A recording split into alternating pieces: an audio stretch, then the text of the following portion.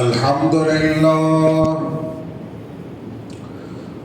لله نحمده ونصلي على رسوله الكريم أما بعد فقال الله تبارك وتعالى في كلامه المجيد والفرقان الحميد أعوذ بالله من الشيطان الرجيم بسم الله الرحمن الرحيم محمد رسول الله والذين معه أشداء على الكفار رحماء بينهم إلى آخر الآية. وقال نبينا صلى الله عليه وسلم أكرموا أصحابي فإنهم خياركم أو كما قال عليه الصلاة والسلام. நிறையுடைய வாழ்வழித்து நடுநிலத்தை காப்பதற்கு மறையளித்த இறைவனுக்கு மாபெரும் புகழ் அனைத்தும், சலாத் என்னும் கருணையும் சலாம் என்னும் ஈடேற்றமும் எம்பெருமானார் அஹ்மது நபி முஹம்மது முஸ்தபா ரசூலே கரீம் ஸல்லல்லாஹு அலைஹி வஸல்லம் அவர்கள் மீதும் அன்னாரின் வழி பின்பற்றி ஒழுகிய உத்தம சத்திய சஹாபா பெருமக்கள், நாதாக்கள், நல்லோர்கள் அனைவர்கள் மீதும் மற்றும் நம் அனைவர்கள் மீதும் என்றும் என்றும் உண்டாவதாக. ஆமீன். அன்பு நிறைந்த அல்லாஹ்வின் நல்லடியார்களே, சிறப்பான முஹர்ரம் மாதத்தினுடைய கடைசி ஜும்மாவாக, நிறைவு பெறுகின்ற ஜும்மாவாக இந்த ஜும்மா இருக்கின்றது. இன்றைய இந்த நிறைவான ஜும்மாவில் ரசூலுல்லாஹி ஸல்லல்லாஹு அலைஹி வஸல்லம் அவருடைய சஹாபா பெருமக்களில் மிக முக்கியமான ஒரு சஹாபி உடைய நிகழ்வை நினைவு கூறுவதை பொருத்தமாக கருதுகின்றேன். அவர்கள்தான் நீதிக்கோர் உமர் என்று சொல்லப்படுகின்ற உமர் ரலியல்லாஹு தஆலா அன்ஹு அவர்களை பற்றிய நிகழ்ச்சி. ஏனென்றால் இந்த மாதத்தில் தான், முஹர்ரம் மாதத்தில் தான் ஹதரத் உமர் ஃபாரூக் ரலியல்லாஹு அன்ஹு அவர்கள் ஷஹீதானார் என்று வரலாற்றை நாம் பார்க்கின்றோம். எனவே இந்த நேரத்தில் அவர்களை பற்றி சில விஷயங்களை நாம் நினைவு கூறுவது பொருத்தமாக இருக்க நினைக்கின்றேன். ஹதரத் உமர் ஃபாரூக் ரலியல்லாஹு தஆலா அன்ஹு அவருடைய விசேஷமான சிறப்புகளை நாம் பார்ப்பதற்கு முன்னதாக, பொதுவாக ரசூலுல்லாஹி ஸல்லல்லாஹு அலைஹி வஸல்லம் அவருடைய தோழர்களாகிய அனைத்து சஹாபாக்களுமே சிறப்புக்குரியவர்கள் தான். ரசூலுல்லாஹி ஸல்லல்லாஹு அலைஹி வஸல்லம் அவர்கள் பொதுவாக தன்னுடைய தோழர்களாகிய சஹாபாக்களுடைய சிறப்பை பற்றி சொல்லுகின்ற பொழுது சொன்னார்கள், அக்ரிமு அஸ்ஹாபி, என்னுடைய தோழர்களாகிய சஹாபாக்களை நீங்கள் கண்ணியப்படுத்துங்கள், சங்கைப்படுத்துங்கள். ஃபஇன்னஹும் ஹியாருக்கும், அவர்கள் அனைவருமே உங்களில் சிறந்தவர்கள் என்று சொன்னார்கள் பெருமானா ஸல்லல்லாஹு அலைஹி வஸல்லம் அவர்கள். இன்னும் சொன்னார்கள், அஸ்ஹாபி கன்னுஜூம், என்னுடைய தோழர்களாகிய சஹாபாக்கள் அனைவருமே நட்சத்திரங்களை போன்றவர்கள். ஏனென்றால் ரசூலுல்லாஹி ஸல்லல்லாஹு அலைஹி வஸல்லம் அவர்கள் தன்னுடைய சஹாபாக்களை பற்றி அல்லாஹ்விடத்திலே துஆ செய்த பொழுது அல்லாஹ் தஆலா இப்படி சொன்னான், யா ரசூலுல்லாஹ், யா முஹம்மது ஸல்லல்லாஹு அலைஹி வஸல்லம், உங்களுடைய தோழர்கள் அனைவருடைய அந்தஸ்து என்னிடத்தில் வானத்தில் உள்ள நட்சத்திரங்களை போன்றவர் என்று அல்லாஹ் தஆலா சொன்னான். அதை அடிப்படையாக வைத்து ரசூலுல்லாஹி ஸல்லல்லாஹு அலைஹி வஸல்லம் சொன்னார்கள், அஸ்ஹாபி கன்னுஜூம், என்னுடைய சஹாபாக்கள் அனைவருமே நட்சத்திரங்களை போன்றவர்கள். ஃபபி ஐயிஹிம் இக்ததைதும் இஹ்ததைதும், அவர்களில் நீங்கள் யாரை பின்பற்றினாலும் நேர்வழி பெறுவீர்கள் என்று சொன்னார்கள். இப்படி பொதுவாக ரசூலுல்லாஹ்வுடைய தோழர்களாகிய சஹாபாக்கள் அனைவருமே சிறப்பிற்குரியவர்கள் தான். இருந்தாலும் எல்லோரும் சமமானவர்கள் அல்ல, எல்லோரும் சிறப்பிற்குரியவர்கள். ஆனால் தர்ஜாவில் அந்தஸ்தில் எல்லோரும் சமமானவர்கள் அல்ல. ஏனென்றால் ரசூலுல்லாஹி ஸல்லல்லாஹு அலைஹி வஸல்லம் அவர்கள் அந்த மொத்த சஹாபாக்களில் 10 சஹாபாக்களை பற்றி அவர்கள் சொர்க்கவாசி என்று இந்த உலகத்திலேயே நற்செய்தி சொல்லியிருக்கின்றார்கள். அந்த 10 சஹாபாக்களுக்கு அஷரத்துல் முபஷரா, இந்த உலகத்திலேயே ரசூலுல்லாஹி ஸல்லல்லாஹு அலைஹி வஸல்லம் அவர்களால் சொர்க்கவாசி என்று நற்செய்தி சொல்லப்பட்டவர்கள் என்று சொல்லப்படுகிறது. ஹதீஸிலே ரசூலுல்லாஹி ஸல்லல்லாஹு அலைஹி வஸல்லம் அவர்கள் விளக்கமாக இப்படி சொல்லுகின்றார்கள். அபூபக்கர் ஃபில் ஜன்னா, அபூபக்கர் ரலியல்லாஹு அன்ஹு சொர்க்கவாசி, வ உமர் ஃபில் ஜன்னா, வ உஸ்மான் ஃபில் ஜன்னா, வ அலி ஃபில் ஜன்னா, வ தல்ஹா ஃபில் ஜன்னா, வ ஸுபைர் ஃபில் ஜன்னா, வ அப்துர் ரஹ்மான் இப்னு அவுஃப் ஃபில் ஜன்னா, வ சஅத் ரலியல்லாஹு அன்ஹு ஃபில் ஜன்னா, வ சயீத் ஃபில் ஜன்னா, வ அபூ உபைதா ஃபில் ஜன்னா. இப்படி 10 சஹாபாக்களை குறிப்பிட்டு இவர் அனைவருமே சொர்க்கவாசி என்று இந்த உலகத்திலே ரசூலுல்லாஹி ஸல்லல்லாஹு அலைஹி வஸல்லம் அவர்கள் தன்னுடைய பொன்னான வாயினால் சுப செய்தி சொல்லியிருக்கிறார்கள். அப்போ எல்லா சஹாபாக்களும் சிறந்தவர்கள்.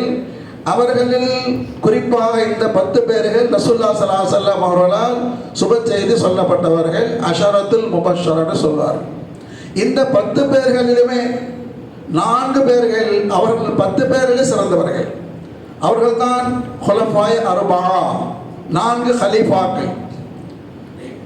ஹதரத் அபூபக்கர் ரலியல்லாஹு அன்ஹு, ஹதரத் உமர் ரலியல்லாஹு அன்ஹு, ஹதரத் உஸ்மான் ரலியல்லாஹு அன்ஹு, ஹதரத் அலி ரலியல்லாஹு தஆலா அன்ஹு. அந்த மொத்த சஹாபாக்களில் 10 பேர் சிறந்தவர்கள். அந்த 10 பேர்களில் இந்த 4 சிறந்தவர்கள். இந்த 4 பேர்களுடைய சிறப்பை ரசூலுல்லாஹி ஸல்லல்லாஹு அலைஹி வஸல்லம் அவர்கள் தனித்தனியாக சிறப்பாக சொல்லியிருக்கிறார்கள். அதிலே குறிப்பாக நாம் இன்று எடுத்துக்கொண்டிருக்கின்ற உமர் ரலியல்லாஹு அன்ஹு அவர்களை பற்றி பார்க்கின்றோம். ரசூலுல்லாஹி ஸல்லல்லாஹு அலைஹி வஸல்லம் அவர்கள் மீது ஈமான் கொண்ட சஹாபாக்கள் அனைவரும் அவர்களாக விரும்பி இஸ்லாத்திலே சேர்ந்தார்கள். ஆனால் உமர் ரலியல்லாஹு அன்ஹு அவருடைய சிறப்பு எப்படி என்றால், ரசூலுல்லாஹி ஸல்லல்லாஹு அலைஹி வஸல்லம் அவர்களே வேண்டி விண்ணப்பித்து, அல்லாஹ் இடத்துல விண்ணப்பித்து அவர்களை முஸ்லிமாக பெற்றார்கள். மற்ற சஹாபாக்களுக்கு இல்லாத ஒரு சிறப்பு என்னவென்றால், உமர் ரலியல்லாஹு அன்ஹு பெயரை சொல்லி, யா அல்லாஹ் இவரை இஸ்லாத்திற்கு தா, இவரின் மூலமாக இஸ்லாத்திற்கு வலிமையை தா, கண்ணியத்தை தா. அல்லாஹும்ம அஇஸ்ஸல் இஸ்லாம பி அபி ஜஹல் அவ் உமர் இப்னு கத்தாப், 2 பேரும் சொன்னாங்க. என்றால் அந்த மக்காவில் உள்ள பிறப்புகள் மிக மிக முக்கியமான 2 பேர். அந்த 2 பேர் தான் எல்லாரும் பயப்படுவாங்க, அந்த அளவுக்கு செல்வாங்கள் உள்ளவர்கள். அதிலே ஒருத்தர் அபூ ஜஹல், இன்னொருத்தர் உமர் இப்னு கத்தாப் ரலியல்லாஹு அன்ஹு. 2 பேரை சொன்னால் அல்லாஹ் துஆ செஞ்சாங்க, அவருக்கு அல்லது இவருக்கு. அல்லாஹ் தஆலா உமர் ரலியல்லாஹு அன்ஹு கபூல் செய்து கொண்டார். ஏன் அப்படி கேட்டாங்கன்னு சொன்னால், ரசூலுல்லாஹி ஸல்லல்லாஹு அலைஹி வஸல்லம் அவர்கள் நபியாக ஆக்கப்பட்டு, அவர்களுக்கு நபித்துவம் பொறுப்பு கொடுக்கப்பட்டு இஸ்லாமிய பிரச்சாரம் செய்கின்ற பொழுது முதலாக பிரச்சாரத்தை ஆரம்பிக்கிறாங்க. பார்த்தா பயங்கரமான எதிர்ப்பு. அதனால் இஸ்லாமிய பிரச்சாரத்தை பகிரங்கமாக செய்ய முடியாத சூழ்நிலை. அதனால் ஒரு குறுகிய வட்டத்திற்குள் வரலாற்றில் வருகிறது. ஆரம்பத்தில் ஸைத் இப்னு அர்கம் என்ற ஒரு சஹாபி, சஃபா மர்வா மலைக்கு பக்கத்தில் அவங்க வீடு, அந்த வீட்டுக்குள்ளே வச்சு தான் இஸ்லாம் பிரச்சாரம் நடந்தது. ஆரம்பத்தில் ரகசியமாக. எத்தனை பேர் ஈமான் கொண்டதாங்க சொன்னால், சுமார் ஒரு 40 பேர் தான். 2 வருஷத்தில் கிட்டத்தட்ட ஒரு 40 பேர் தான் இஸ்லாத்துக்கு வந்தாங்க. அந்த 40 பேருக்கும் அந்த வீட்டுக்குள்ளே வச்சு ரகசியமாக பிரச்சாரம் செய்தாங்க, பகிரங்கமாக செய்ய முடியல. அந்த சந்தர்ப்பத்தில் தான் ரசூலுல்லாஹி ஸல்லல்லாஹு அலைஹி வஸல்லம் இப்படி துஆ செஞ்சாங்க. அல்லாஹ் தஆலா உமர் ரலியல்லாஹு அன்ஹு ஹிதாயத்தை கொடுத்தார். எப்பொழுது உமர் ரலியல்லாஹு அன்ஹு அவர்கள் இஸ்லாத்தை ஏற்றுக்கொண்டார்களோ, இஸ்லாத்திற்கு வலிமை ஏற்பட்டது, குஃப்ருக்கு இழப்பு ஏற்படுகிறது. எல்லாருக்கும் கொஞ்சம் அப்படி ஒரு ஆட்டம் கண்டுறாங்க, உமர் வந்துட்டாரா இஸ்லாத்துக்கு அப்படின்னு சொல்லி. காஃபிர்களுக்கு ஒரு அதிர்ச்சி. அப்போ ரசூலுல்லாஹி ஸல்லல்லாஹு அலைஹி வஸல்லம் துஆ எந்த அளவுக்கு அல்லாஹ் தஆலா பரக்க சிறப்பாக்கின்னு சொன்னால், எப்பொழுது உமர் ரலியல்லாஹு அவர்கள் இஸ்லாத்தை ஏற்றுக்கொண்டார்களோ அதற்கு பிறகு ரசூலுல்லாஹி ஸல்லல்லாஹு அலைஹி வஸல்லம் அவர்கள் பகிரங்கமாக பிரச்சாரம் செய்வதற்கு அல்லாஹ் வழிவகுத்தான். அதனால் மிக வேகமாக இஸ்லாம் பரவியது. ரசூலுல்லாஹி ஸல்லல்லாஹு அலைஹி வஸல்லமுடைய காலத்திலேயே பல நாடுகள் வெற்றி கொள்ளப்பட்டு பல நாடுகளில் இஸ்லாமிய ஆட்சி நிறுவப்பட்டது. குறிப்பாக எப்பொழுது உமர் ரலியல்லாஹு அவர்கள் ஆட்சி பொறுப்பை எடுத்தார்களோ, கலீஃபாவானார்களோ, வரலாற்றில் வருகிறது, சுமார் 18 நாடுகளை வெற்றி கொண்டு அந்த நாடுகளில் இஸ்லாமிய ஆட்சி நிறுவினார்கள். இதெல்லாம் வரலாற்று நிகழ்ச்சிகள். அப்போ ரசூலுல்லாஹி அந்த துவா. ஆக உமர் ரலியல்லாஹு தஆலா அவருடைய இஸ்லாம் அவரை ஏற்றுக்கொண்ட காரணத்தினால் அவர்கள் மூலமாக அல்லாஹு தஆலா இஸ்லாத்திற்கு மிகப்பெரிய ஒரு வலிமையை தந்தான். அவர் சிறப்பை அதிகமாக சொல்லலாம். ஒரு சிறந்த ஒரு ஆட்சியாளராக இருந்தார்கள். நீதிக்கு ஒரு உமர் சொல்லுகின்ற அளவிற்கு நீதியோடு நடந்தார்கள். அதற்கு பல சம்பவம் இருக்கிறது, நேரம் இல்லை. அப்போ ஒரு ஆட்சியாளராக மட்டுமல்ல, அவர்கள் ஒரு ஆன்மீகத்திலே உயர்ந்த அந்தஸ்து பெற்றார்கள். உயர்ந்த தர்ஜா. எந்த அளவுக்கு தர்ஜான்னு சொன்னா, ரசூலுல்லாஹி ஸல்லல்லாஹு அலைஹி வஸல்லம் அவர்கள் மற்ற எந்த சஹாபிக்கும் சொல்லாத ஒரு சிறப்பை, எந்த ஒரு சஹாபிக்கும் அந்த சிறப்பை சொல்லல. வெறும் உமர் ரலியல்லாஹு அவர்கள் மட்டுமே ஒரு சிறப்பை சொன்னார்கள். அந்த சிறப்பு என்ன தெரியுமா? சொன்னார்கள், லவ் கான பஅதி நபியுன் லகான உமர் இப்னு கத்தாப் ரலியல்லாஹு அன்ஹு. எனக்கு பிறகு ஒருவர் நபியாக வருவதற்கு தகுதி பெற்றிருந்தால், அல்லாஹ் தஆலா ஒருவரை எனக்கு பிறகு நபியாக ஆக்குவதாயிருந்தால் அந்த ஸ்தானத்தில் அந்த தகுதி யாருக்குன்னு சொன்னா உமர் ரலியல்லாஹு அன்ஹு சொன்னாங்க. ரசூலுல்லாஹி ஸல்லல்லாஹு அலைஹி வஸல்லம் அவ்வளவு உயர்ந்த தர்ஜா பெற்றவர்கள். ஏன் சொன்னாங்க தெரியுமா? ரசூலுல்லாஹி ஹதீஸில் சொல்லுவார்கள், அல்லாஹ் தஆலா உமர் ரலியல்லாஹு தஆலா அவர்கள் நாவிலே பேசுகின்றார். உமர் ரலியல்லாஹு அந்த நாவில் அல்லாஹ் பேசுகின்றார். அப்படி சொன்ன அர்த்தம், ஹஜ்ரத் உமர் ரலியல்லாஹு அவர்கள் ஒரு கருத்தை வலியுறுத்தினால் சொன்னால், இப்படி செய்ய வேண்டும், இப்படி செய்தால் நன்றாக இருக்கும், அல்லது இப்படி செய்யக்கூடாது, இப்படி செய்ய வேண்டும் அல்லது செய்யக்கூடாது, செய்ய வேண்டும் என்று சொன்னாலும் அல்லது செய்யக்கூடாது என்று சொன்னாலும் அதை வலியுறுத்தி அவர்கள் எதை செய்ய வேண்டும் என்று சொல்லுகின்றார்களோ அதை வலியுறுத்தி அல்லாஹ் ஆம் செய்ய வேண்டும் என்று குர்ஆனிலே ஆயத்து இறக்குவார். குர்ஆனுடைய ஆயத்து இன்றும் அந்த ஆயத்து இருக்கிறது குர்ஆன் ஷரீஃபில். நமக்கெல்லாம் தெரிந்த விஷயம்தான். என்ன? நாம் உம்ராவுக்கு செல்லுகின்றோம் அல்லது ஹஜ்ஜுக்கு செல்ல சொன்னால் காபத்துல்லாவை தவாப் செய்யணும், வலம் வர வேண்டும். அப்போ 7 முறை வலம் வந்த பிறகு மகாம இப்ராஹிம் இடத்தில் என்று ரக்காத் தொழுகிறோம். இது எப்பொழுது நடைபெறுவது தெரியுமா? உமர் ரலியல்லாஹு தஆலா அன்ஹு அவருடைய கருத்தை வலியுறுத்தி ஆயத்து இறக்கப்பட்டது. அதற்கு முன்னால் அந்த சட்டம் கிடையாது. அதற்கு முன்னால தவாப் செய்தால் அவ்வளவு தவாப் செய்து அப்புறம் சஃபா மர்வா போக வேண்டியதுதான். எப்பொழுது ஹஜ்ரத் ரசூலுல்லாஹி ஸல்லல்லாஹு அலைஹி வஸல்லம் அவர்களோடு உமர் ரலியல்லாஹு அன்ஹு அவர்கள் 2 பேர் அப்படியே ஒரு முறை தவாப் செய்து வராங்க. மக்காம் இப்ராஹிமுக்கு ஏற்படுத்துறதுக்கு முன்னால் உள்ள செய்தி. அப்படியே தவாப் செய்து வரும் பொழுது ஒரு காபத்துல்லாஹ்வுடைய ஓரத்தில் ஒரு கல் கிடக்குது. அந்த கல்லை பார்க்குறாங்க உமர் ரலியல்லாஹு அன்ஹு. அந்த கல்லில் 2 பாதங்கள் பதியப்பட்டிருக்கிறது.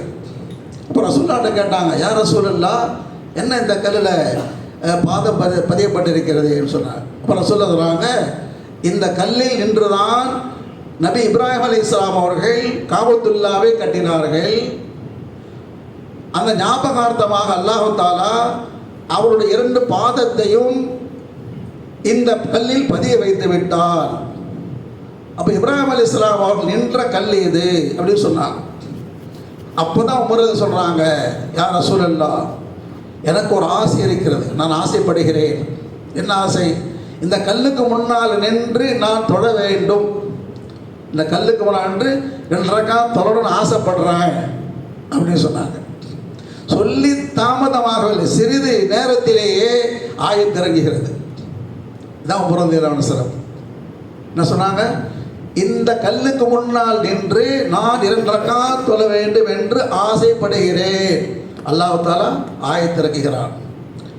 வத்தகிது மின் மகாமி இப்ராஹீம முஸல்லா, இன்றிலிருந்து இந்த மகாம் இப்ராஹிம் இந்த கல்லுக்கு முன்னால் நின்று தொழுவதை நீங்கள் வளமைப்படுத்திக் கொள்ளுங்கள் என்று அல்லாஹ் ஆயத்து இறக்குகிறான். அப்போ உமரதியல்லானவர்கள் என்ன ஆசைப்பட்டாங்களோ அதை வலியுறுத்தி குர்ஆன் எல்லாம் ஆயத்து இறக்கிறான். அந்த ஆயத்து இன்றும் இருக்கிறது, அந்த அமல் இன்று வரை இருக்கிறது, கியாமத்து நாள் வரைக்கும் இருக்கும். அப்போ எவ்வளவு பெரிய தரஜாங்க உமரதியல்லானவர்கள். இது செய்ய வேண்டும் என்று, சில நேரத்தில் செய்ய வேண்டாம் என்று சொல்லுவாங்க, அதை வலியுறுத்தி அல்லாஹ் ஆயத்து இறக்குவான். அதுவும் குர்ஆன் ஷரீஃபில் இருக்கிறது. மதீனாவில் முனாஃபிக்குகளின் தலைவன், முனாஃபிக்குன்ற யாருங்க? வெளியில பார்த்தா முஸ்லீமா இருப்பார், பள்ளிவாசலுக்கு வருவார், தொழுவார், ஆனால் உள்ரகத்தில் குஃபுர், அப்போ வெளிரகத்தில் முஸ்லீம். அவங்க தான் முனாஃபிக். காஃபிரை விட மோசமானவங்க. காஃபிர்னா எதிரெல்லாம் தெரிஞ்சிடும், இவன் எதிரிலே தெரியாது, எந்த நேரத்தில் பள்ளம் தோணுன்னு சொல்ல முடியாது. அதுதான் பயங்கரமான, இது காஃபிரோட மோசமானது. இப்படி நயவஞ்சகர்கள் முனாஃபிக்குகள் மதீனாவில் இருந்தாங்க. அந்த முனாஃபிக்குகள் எல்லாம் தலைவன் இருந்தான், அப்துல்லா இப்னு உபை. ஆனால் அவனுடைய மகனார் முஸ்லீமாக இருக்கிறார், இஸ்லாத்து வந்துட்டார். அப்போ அந்த அப்துல்லா இப்னு உபை முனாஃபிக்குடைய தலைவன் மௌத்தாகி விடுகிறார். வெளியே பார்த்த முஸ்லீம் தானே, அவருடைய மகன் இஸ்லாத்து வந்தார். மகன் வந்து ரசூலுல்லாஹ்ட்ட கெஞ்சி கேட்குறேன், யார் ரசூலுல்லாஹ், எங்கள் அத்தாவை நீங்கள் ஜனாசா தொழு வைக்கணும். ரசூலுல்லாஹ் ரஹமத்துல் ஆலமீன். அப்படியா, சரி வாப்பா தொழு வைக்கிறாங்க. அவர் ரசூலுல்லாஹ் ஸல்லல்லாஹு அலைஹி வஸல்லம் அவர்கள் அவருக்கு ஜனாசா தொழுவுக்கு புறப்படுறாங்க. எதற்கு? உமர் ரலியல்லாஹு வராங்க. யார் ரசூலுல்லாஹ், எங்கே போகிறீங்க? தொழுகைக்கு போகிறோம். முனாஃபிக் இப்படி தொழுகைக்கு போகிறீங்களா? முனாஃபிக் தலைவன், முனாஃபிக் தலைவனுக்கு நீங்கள் தொலை வைக்கக்கூடாது என்று அவர் வற்புறுத்தி சொல்லுகின்றார், வலியுறுத்துகின்றார். உடனே ஆயத்து இறங்குகிறது. சூரத் தௌபாவில் அந்த ஆயத்து இருக்கிறது, இன்றும் அந்த ஆயத்து இருக்கிறது. அல்லாஹ் ஆயத்து இறக்குகின்றான். வலா துஸல்லி அலா அஹதி மின்ஹும் மாத அபதா வலா தகும் அலா கப்ரிஹி. யா ரசூலுல்லாஹ், முஹம்மது ஸல்லல்லாஹு அலைஹி வஸல்லம் அவர்களே, இன்று மட்டுமல்ல என்றைக்குமே முனாஃபிகளுக்கு நீங்கள் தொலை வைக்கக்கூடாது, ஜனாசா தொலைக்கூடாது, கபருக்கிட்ட போய் துவா செய்யக்கூடாது. இதான் உமர் ரலியல்லாஹு தரஜா. அப்போ சிறந்த ஆட்சியாளராக, சிறந்த ஆன்மீகவாதியாக இருந்தார்கள் உமர் ரலியல்லாஹு அவர்கள். அவர் கடைசி ஆசை நான் தெரியுமா? 3 ஆசை, கடைசி ஆசை. 3 ஆசை எல்லாம் நிறைவேற்றினார். ஒரு ஆசை என்ன? யா அல்லாஹ், அல்லாஹ்ட துஆ செய்றார், யா அல்லாஹ், நான் ரசூலுல்லாஹ்வுடைய நகரமாகிய மதீனாவிலே மௌத்தாகணும், வேற எங்கேயும் மௌத்தாகக்கூடாது. அதுவும் ஷஹீதாக வேண்டும், மௌத்தும் வரணும், அந்த மௌத்து ஷஹீதுடைய மௌத்தாக இருக்கணும், ரசூலுல்லாஹ் பக்கத்தில் அடக்கப்படணும்.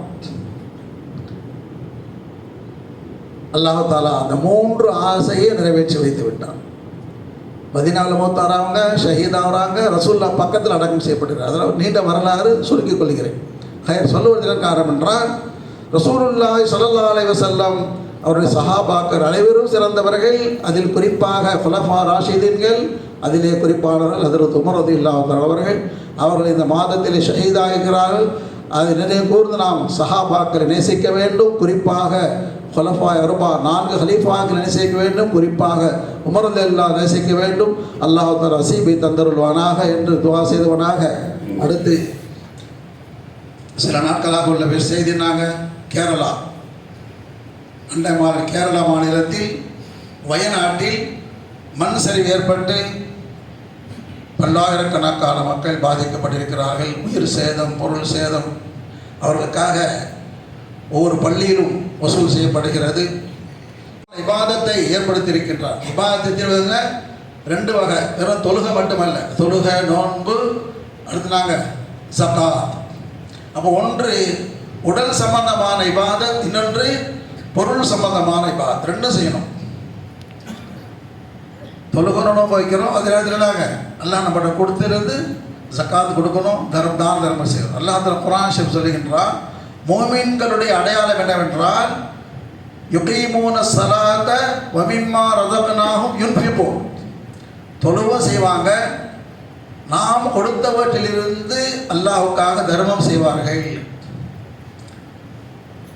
அப்போ அல்லாஹ் எப்படி சொல்கிறான்? தர்மம் செய்கிறோன்னு சொல்லலை, நான் கொடுத்தவற்றிலிருந்து. யார் கொடுத்ததிலிருந்து? நாம் கொடுத்தவற்றிலிருந்து. நாம் வியாபாரம் செய்கிறோம், தொழில் செய்கிறோம், அதன் மூலமாக சம்பாதிக்கிறோம். எந்த சம்பாதனை செய்தாலும் அது யார் கொடுக்கறதுங்க? அந்த உணர்வு நமக்கு வர வேண்டும். அதான் மோமினுடைய ஆளம். இந்த என்னுடைய இடத்தில் இருக்கக்கூடிய சொத்து, சுகம், பணம், காசு எல்லாமே யார் கொடுத்தது? அல்லாஹ் கொடுத்தது. அல்லாஹ் கொடுத்தது என்ற அந்த உணர்வு வந்தால் தான் தர்மம் செய்யப்படுமே தவிர நான் சம்பாதித்தது என்னுடையது என்றால் நான் வராது. குர்ஆன் ஷரீஃப்ல சொல்லுவார், காரூன் அவன்கிட்ட இருந்த மாதிரி எவ்வளவு யாருமே இல்லை. உலகத்திலே பெரிய பணக்கார யாருங்க? காரூன். தர்மம் செஞ்சான். அவன் என்ன சொன்னான்? இன்னமா ஊதீது அலா இல்மின் இந்தி. நான் சம்பாதிச்சது, நான் கஷ்டப்பட்டது அப்படின்னு சொன்னால் கடைசி அது அவனுக்கு பிரயோஜனம் இல்லை, மற்றவர்களுக்கு பிரயோஜனம் இல்லை. அவனும் அவனுடைய சொத்துக்கள் எல்லாம் மிக போச்சுங்க, பூமிக்கு அடியிலே சென்று கொண்டே இருக்கிறது. சஹாபாக்கள் எப்படி இருந்தாங்க? அவர்களுக்கு எது இருந்தால் என்ன சொல்லுவாங்க? அல்லாஹ் கொடுத்தது. தர்மம் செய்கின்றால் உடனே வாரி வழங்குவார் சஹாபாக்கள். எனவே அந்த அடிப்படையில் நாம் உடல் சம்பந்தப்பட்ட இபாதத் செய்ய வேண்டும், பொருள் சம்பந்தப்பட்ட இபாதத் செய்யணும். நம்மால் முடிந்தாலும் என்ன செய்யுங்க? ஜக்காத்தை கொடுக்கணும். நான் ரம்ஜானில் கொடுத்துட்டேங்க அப்படின்னு ரம்ஜானில் ஜக்காத்து கொடுக்கணும். மற்ற நேரத்தில் செய்யுங்க தான தர்மங்கள் எவ்வளோ இருக்குமோ வரும், 1000, 100, 10 நம்மளுடைய சக்திக்கு ஏற்பட்டவரை செய்யுங்க கொடுக்கணும். அதே மாதிரி சில பேர் என்னவாங்க, நம்ம ஆளுக்கு தானே கொடுக்கணும், நம்ம ஆளுக்கு தானே கயர் முஸ்லீம் கொடுக்கலாம் அப்படி இருக்கணும். அல்லாஹ் என்ன சொல்லுகின்றான்? அல்லாஹ் இஸ்லாம் சொல்லுகிறது, இன மொழி வேறுபாடு இல்லாமல் உதவி செய்த மனிதாபிமானம். ஜக்காத் யாரும் கொடுக்கணும்? முஸ்லீம்கள் கொடுக்கணும். மற்ற தான தர்மங்கள் நம்மால் இருந்தாலும் சரி, மற்றாலும் சரி, மனிதாபிமானத்தோடு கொடுக்கணும். இஸ்லாம் என்ன சொல்லுகிறது சொன்னால், நாம் யாருக்கு கொடுக்கிறோம் என்பதை நீங்கள் பார்க்கக்கூடாது. என்ன செய்யக்கூடாதுங்க? யாருக்கு கொடுக்கிற முதல்ல யாருக்காக கொடுக்கிறோம். எப்படி வரல நியத்து? யாருக்கு கொடுக்கிறோம் என்பதல்ல, யாருக்காக கொடுக்கிறோம். யாருக்காக கொடுக்கிறோம்? அது வரணும். யாருக்கு? அல்லாஹுக்காக கொடுக்கிறோம். நாளை மறுமையிலே மஹ்ஷர் மைதானத்தில் அல்லாஹ் கேட்பான், ஒருத்தரை பார்த்து, மூமினை பார்த்து கேட்பான், ஏன்பா நான் பாதிக்கப்பட்டிருந்தேன், உலகத்தில் உடம்பு சரியில்லாமல் இருந்தேனே, ஏன்பா பார்க்கல? யா அல்லாஹ் உனக்கு உடம்பு சரியில்லை, நீ நோயாக இருந்த. ஆமாம், என்னுடைய இந்த அடியான் நோயாளியாக இருந்தான், பாதிக்கப்பட்டிருந்தான், அவனுக்கு நீ உதவி செய்திருந்தால் அங்கே என்னை பார்த்திருப்பாய். அல்லாஹ் கேட்பான், நான் பசியோடு இருந்தேனே, எனக்கு உணவளித்தாயா? யா அல்லாஹ் நீ எப்படி பசியை தொடர்ந்தான்? இந்த மனிதன் என்னுடைய அடியான் பசியோடு இருந்தான், அவனுக்கு நீ உணவளித்திருந்தால் அங்கே என்னை நீ பார்த்திருப்பாய். என் அடியான் தாகித்தவனாக இருந்தான், அவனுக்கு நீ தண்ணீர் புகட்டிருந்தால் அங்கே என்னை பார்த்திருப்பாய். அப்போ மனிதாபிமானத்தில் சிறங்க, இன மொழி வேறுபாடு இல்லாமல் மனிதாபிமானத்தோடு யார் பாதிக்கப்பட்டிருந்தாலும் அவர் உதவி செய்வது யாருக்கு உதவி செய்கிற மாதிரி? அல்லாஹ்வுக்கு உதவி செய்கிற மாதிரி. அந்த அடிப்படை, அந்த நியத்தோடு நாம் நம்ம கேரள மாநிலத்தில், அண்டை மாநிலத்தில், வயநாட்டில் பாதிக்கப்பட்ட அனைத்து மக்களுக்காகவும் நம்மால் முடிந்த அளவிற்கு தாராளமாக நிதி உதவி செய்வோம். இன்ஷா அல்லாஹ் செய்யலாங்களா? 10 பேர் சொல்கிறாங்க, இன்னும் 4 பேர் சொல்கிறீங்க, தைரியமாக சொல்லுங்கள். செய்யலாம், இன்ஷா அல்லாஹ் செய்யலாம். அதாவது நம்ம பள்ளியார் சார்பாக ஒட்டி வசப்படுறோமல்ல, அதிலே போடலாம். அல்லது வெளியிலே துணி ஏந்தி நிற்கிறார்கள் கேட்டில், அங்கே நீங்கள் செலுத்தலாம். அல்லது பள்ளிவாசல் ஆஃபீஸில் ஒட்டியில் இருக்க அதில் செலுத்தலாம். எங்கே வேணாலும் நாங்கள் என்ன முடிந்த அளவுக்கு தாராளமாக நிதி உதவி செய்யுங்கள். இன்றைக்கி காசு கொண்டு வரலன்னு சொன்னால் நாளைக்கு கொண்டு வந்து கொடுங்க. முடிந்த அளவுக்கு தாங்கள் தாராளமாக நிதி செய்யுங்கள். அல்லாஹ் ஜல்ல ஷானஹு வ தஆலா அனைவர்களுக்கும் உடல் சம்பந்தமான இபாதத்தையும் பொருள் சம்பந்தமான இபாதத்தையும் செய்யக்கூடிய பாக்கியத்தை தந்தருள் புரிவானாக. ஆமீன்.